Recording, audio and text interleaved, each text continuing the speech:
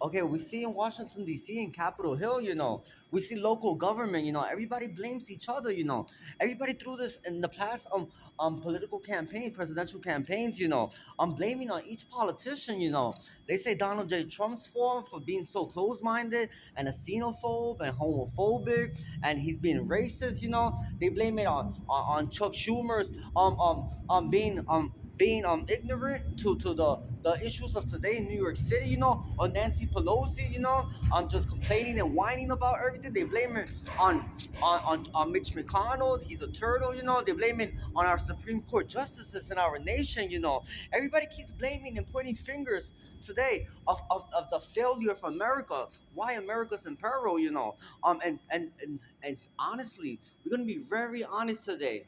It's your fault, America. It's your fault, Americans, who vote every day and who play the political game, who don't speak to their family members or their son because he's a Republican, who don't speak to their daughter because she's a Democrat. The daughter doesn't speak to them because she's a Democrat, who don't speak to their distant family because they don't have the same views of life, or political ideology, in other words, or my mother who runs away to another state or another city and does never speak to me because we don't share the same ideas and same political values in America, It's us. It's our fault that America is failing, It's our fault. America is in peril. It's our fault that America is demolished, America is demolished today, It's our fault. The first thing they teach us is not to speak to strangers, and we speak to strangers every day who destroy America. The first thing our parents taught: do not let strangers in our home, or do not answer the door for strangers.